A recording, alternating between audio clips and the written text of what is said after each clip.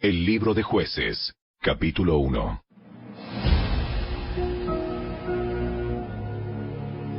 Después de la muerte de Josué, los israelitas le preguntaron al Señor: ¿Cuál de las tribus debe ser la primera en atacar a los cananeos? El Señor contestó: Judá, porque yo le he dado la victoria sobre la tierra. Entonces, los hombres de Judá les dijeron a sus parientes de la tribu de Simeón: vengan con nosotros a luchar contra los cananeos que viven en el territorio que se nos asignó. Después nosotros los ayudaremos a ustedes a conquistar su territorio. Así que los hombres de Simeón fueron con los de Judá. Cuando los hombres de Judá atacaron, el Señor les dio la victoria sobre los cananeos y los fereceos, y mataron a 10,000 guerreros enemigos en la ciudad de Besec.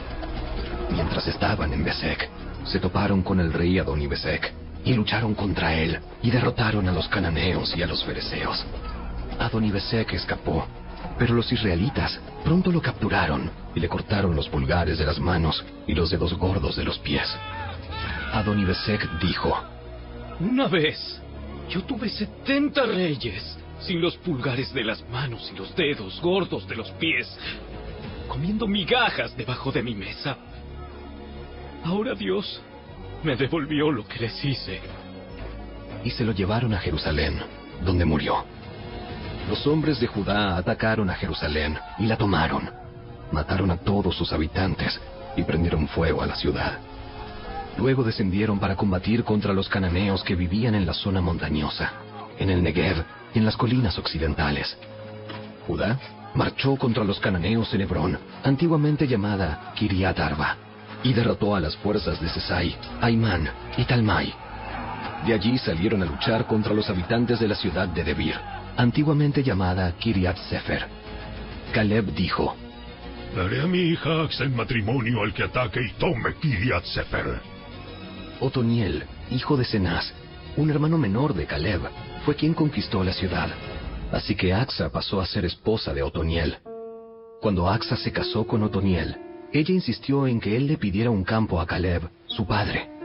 Mientras ella se bajaba de su burro, Caleb le preguntó: ¿qué te pasa? Ella contestó: concédeme otro obsequio. Ya me regalaste tierras en el Negev. Ahora te ruego que también me des manantiales. Entonces Caleb le entregó tanto los manantiales de la parte alta como los de la parte baja. Cuando los miembros de la tribu de Judá salieron de Jericó, la ciudad de las palmeras, los eneos, que eran descendientes del suegro de Moisés, los acompañaron al desierto de Judá y se establecieron entre la gente del lugar, cerca de la ciudad de Arad, en el Negev. Luego Judá se unió con Simeón para luchar contra los cananeos que vivían en Sefat y destruyeron la ciudad por completo.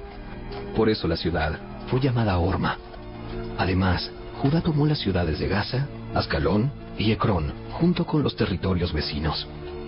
El Señor estaba con los de Judá, y ellos tomaron posesión de la zona montañosa, pero no lograron expulsar a los habitantes de las llanuras, quienes tenían carros de guerra hechos de hierro. Caleb recibió la ciudad de Hebrón, tal como Moisés le había prometido, y expulsó a todos sus habitantes, que eran descendientes de los 3 hijos de Anac. Sin embargo, la tribu de Benjamín no logró expulsar a los jebuseos, quienes vivían en Jerusalén. Por eso hasta el día de hoy, los jebuseos viven en Jerusalén, junto con el pueblo de Benjamín. Los descendientes de José atacaron la ciudad de Betel, y el Señor estuvo con ellos. Enviaron espías a Betel, antes conocida como Luz, quienes abordaron a un hombre que salía del poblado y le dijeron: muéstranos cómo entrar en la ciudad, y tendremos compasión de ti. Entonces, él les mostró una vía de acceso, y ellos mataron a todos en la ciudad, menos a ese hombre y a su familia. Más tarde, el hombre se trasladó a la tierra de los hititas, donde estableció una ciudad a la que llamó Luz. Este nombre lo conserva hasta el día de hoy. La tribu de Manasés no logró expulsar a la gente que vivía en Betzán, Taanac, Dor, Ibleam, Megiddo y en todos los asentamientos vecinos, porque los cananeos estaban decididos a quedarse en esa región. Con el tiempo, cuando los israelitas se fortalecieron, obligaron a los cananeos a trabajar como esclavos, pero nunca los expulsaron de la tierra por completo. La tribu de Efraín no logró expulsar a los cananeos que vivían en Geser, Así que los cananeos siguieron viviendo allí, en medio de los de Efraín. La tribu de Zabulón no logró expulsar a los habitantes de Quitrón y de Naalal, así que los cananeos siguieron viviendo en medio de los de Zabulón, pero los cananeos fueron obligados a trabajar como esclavos para ellos. La tribu de Aser no logró expulsar a los habitantes de Aco, Sidón, Alab, Aksib, Elba, Afec, ni Rehob. Así que los de Aser se establecieron entre los cananeos, quienes controlaban la tierra debido a que no lograron expulsarlos. Asimismo, la tribu de Neftalí no logró expulsar a los habitantes de Bet-Semes ni a los de Bet-Anat. Así que Neftalí se estableció entre los cananeos, quienes controlaban la tierra. Sin embargo, los habitantes de Bet-Semes y los de Bet-Anat fueron obligados a trabajar como esclavos para la gente de Neftalí. En cuanto a la tribu de Dan, los amorreos los obligaron a retirarse a la zona montañosa y no los dejaban descender a las llanuras. Los amorreos estaban decididos a quedarse en el monte Eres, en Ajalón y en Saalbim. Pero cuando los descendientes de José aumentaron en fuerza, obligaron a los amorreos a trabajar como esclavos. La frontera de los amorreos iba desde el paso de los escorpiones hasta Sela, y desde allí se extendía hacia arriba.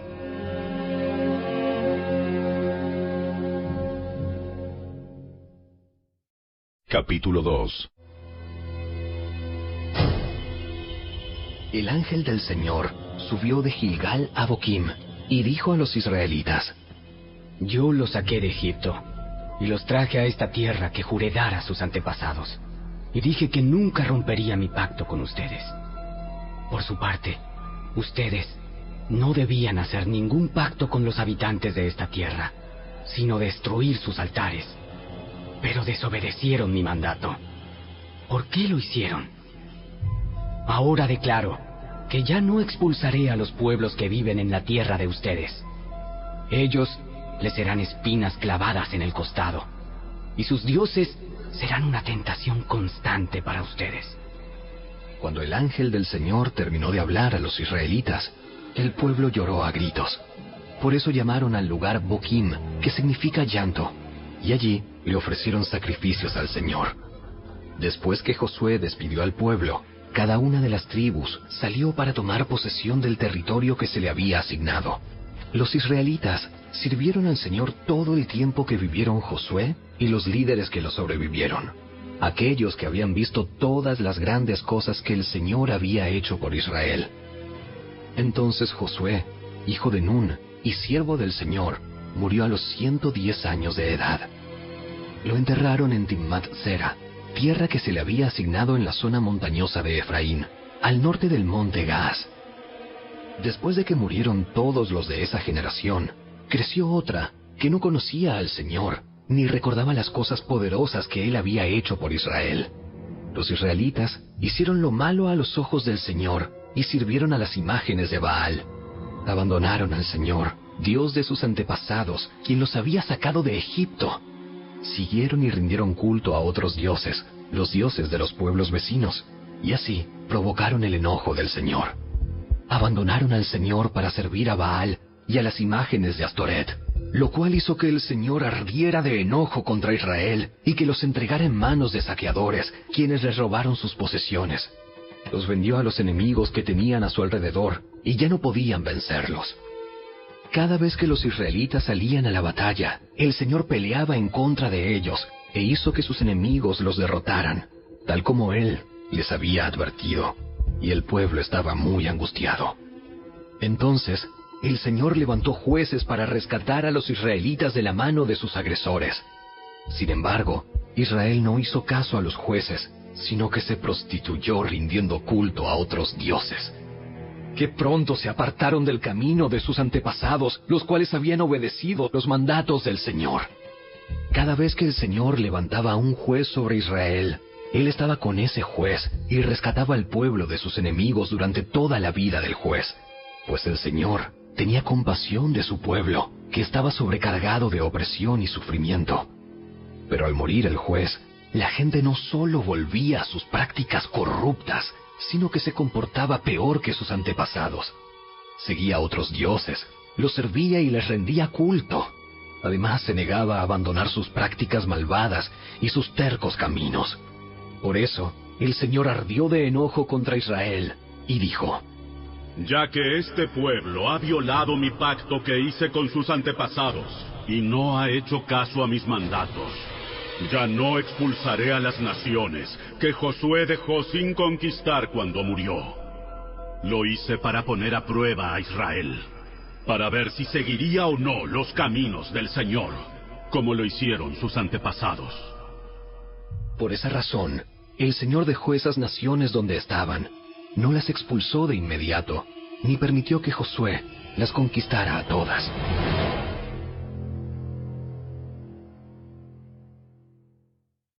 Capítulo 3.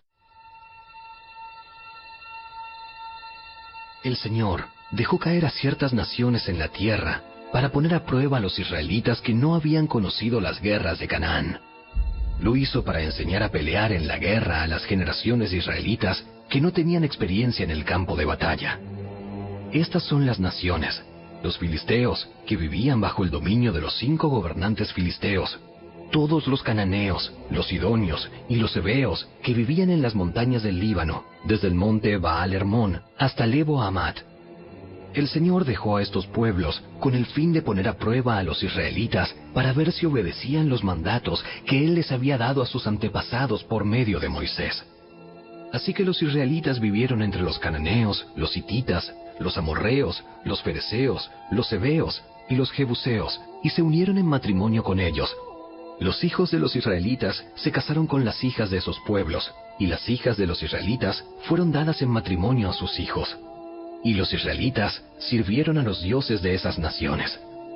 Los israelitas hicieron lo malo a los ojos del Señor. Se olvidaron del Señor, su Dios, y sirvieron a las imágenes de Baal y a los postes dedicados a la diosa Asera. Entonces el Señor ardió de enojo contra Israel y lo entregó en manos de Cusán Risataim, rey de Aram Naharaim. Y los israelitas sirvieron a Cusán Risataim durante 8 años. Pero cuando el pueblo de Israel clamó al Señor por ayuda, el Señor levantó a un libertador para salvarlos. Se llamaba Otoniel, hijo de Cenaz, un hermano menor de Caleb. El Espíritu del Señor vino sobre él y comenzó a ser juez de Israel. Entró en guerra contra Cusán Risataim, rey de Aram, y el Señor le dio la victoria sobre él. Y hubo paz en la tierra durante 40 años. Luego murió Otoniel, hijo de Cenaz. De nuevo los israelitas hicieron lo malo a los ojos del Señor, y por la maldad de ellos, el Señor le dio dominio sobre Israel al rey Eglón, de Moab. Eglón se alió con los amonitas y los amalecitas, y salió a pelear. Derrotó a Israel, y tomó posesión de Jericó, la ciudad de las palmeras. Entonces los israelitas sirvieron a Eglón, rey de Moab, durante 18 años. Sin embargo, cuando el pueblo de Israel clamó al Señor por ayuda, el Señor nuevamente levantó a un libertador para salvarlos. Se llamaba Ahod, hijo de Gera, quien era un hombre zurdo de la tribu de Benjamín.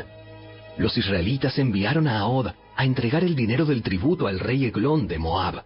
Así que Ahod hizo una daga de 2 filos, de unos 30 centímetros de largo. La ató a su muslo derecho y la escondió debajo de la ropa.